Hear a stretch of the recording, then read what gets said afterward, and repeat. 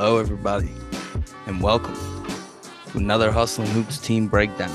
Today, we're going to be talking about the Boston Celtics. Start off with their big four.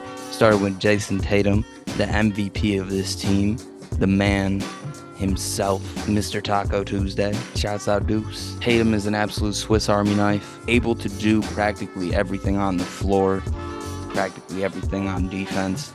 And you can truly just depend on him to get you a bucket at any point. Second guy is going to be Jaylen Brown, my personal favorite player on the team, an elite two-way player who brings so much more to the team than just his basketball play. Third, we got the guy who hasn't even played yet this season, Robert Williams III, their defensive anchor, and one of the better defensive bigs that we have in this league right now. Marcus Smart, last guy on this little list, even though we'll throw in a fifth for fun.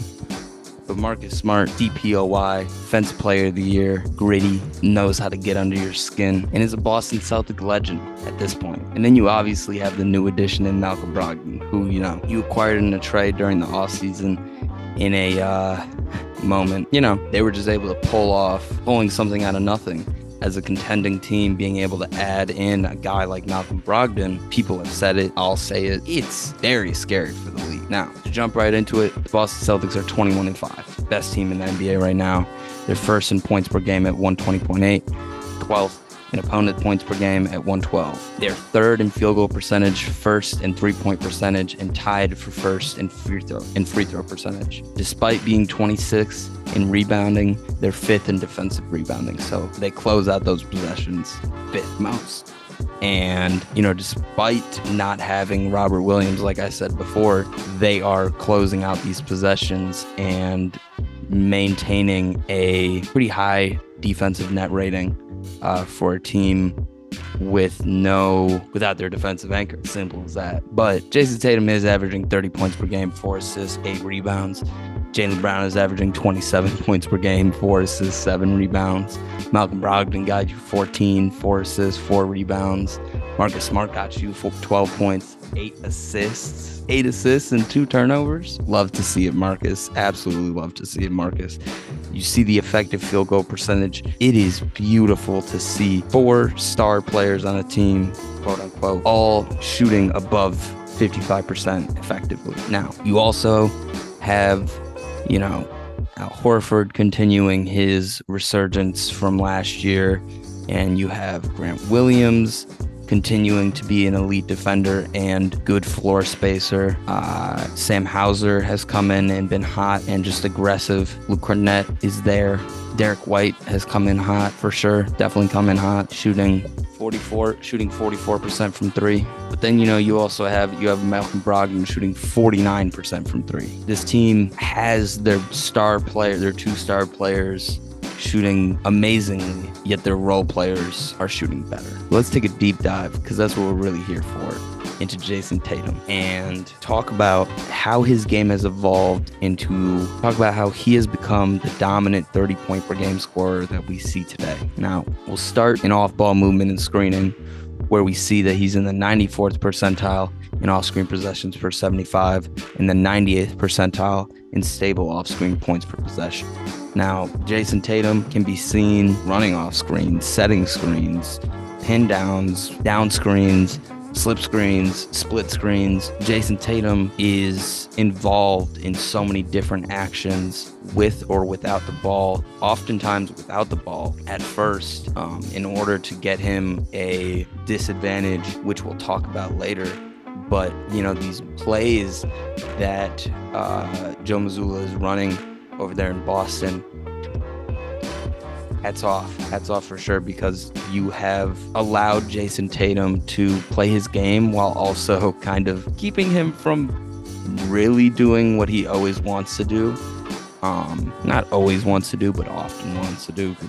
But Tatum was also in the 83rd percentile in team roll man share percentage.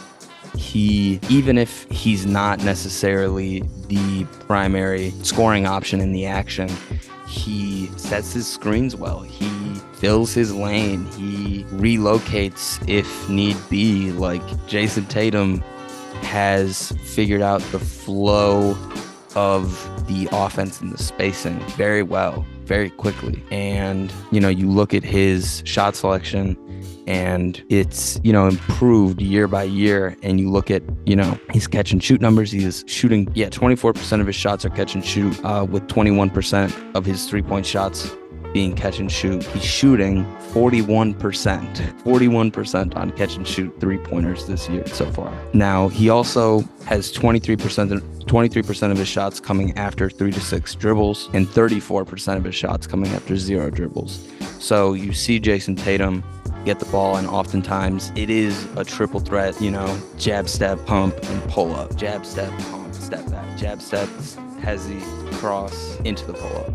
It's not necessarily like he's gonna be piecing you up. And Tatum's shots are often very heavily guarded, with 52% of his shots coming with a defender within 2 to 4 feet, and only 9% of his shots being wide open. Now, a lot of this is because his defender is chasing him off a screen or is closing out well. Jayson Tatum will shoot over you. He'll just shoot over you. He doesn't give a fuck. He will just pull that bitch. And it is beautiful. It is absolutely beautiful. With him being in the 98th percentile in total ISO impact per 75, Jayson is in the games not necessarily with the ball 99% of the time. But when he gets it, he's getting a bucket. As I said, 91st percentile in post-up draw foul rate, 98th percentile in post-up impact for 75. He has, yes, this amazing ability to move off ball and set screens for others and create offense for himself and others through that. However, his bread and butter is really his isolation game. And whether it be in the post, where he may only be in the 70-something percentile in post-ups per 75, but he is in the 98th percentile in post-up impact for 75. He is out there giving you all of his moves. In the post, he's gonna hit you with both shoulders at least 3 or 4 times before he fades. He's gonna give you at least a ball fake or two. He creates tons of space with his step backs sometimes. That is just like, he's a 6'9", 6'10" guy doing, what was a move I saw the other day? Between the leg, it was tween, in front, back, step back. Nah. Tatum has so much in his bag and has progressed in his ability to utilize the threat of his bag in order to open up more offense for his teammates. However, when you look at the stats, it's interesting. Tatum, he averages about 44 passes per game and receives around 51 passes per game. So while Tatum has become more and more of a contributor as this team has added ball handlers and playmakers and shooters, it has also allowed Tatum to do what he does and average 30. And, you see, like I mentioned earlier, when he does use those screens to get open or get a mismatch, he happens to play make like Steve Nash, with him having a 46-15 assist to turnover ratio while being guarded by guards. Jayson Tatum has found his niche, has found his little spot. I see you, Jayson. I see you. And, you can see it pretty clearly because when you compare him to being guarded by forwards, his assist turnover ratio is 13-19 turnover. Jayson does have some issues with flat ball turnovers and bad dribbles and shit like that. But he doesn't necessarily have many bad passes or errant plays where you're just like, what in the absolute fuck are you doing? There are some times when you have to question, what are you doing? But that's with most players. That just happens. But the last aspect of Jayson's game, finishing. He is a 3-level scorer who can take it right at you and can finish, over and around you, but prefers to use his bag a little bit more. And sometimes, he does just get by someone. Just flat out, just tween, hezzy, cross, I'm by you. And he's in the 81st percentile in drives per 75, 90th percentile in unassisted rim field goal attempts per 75.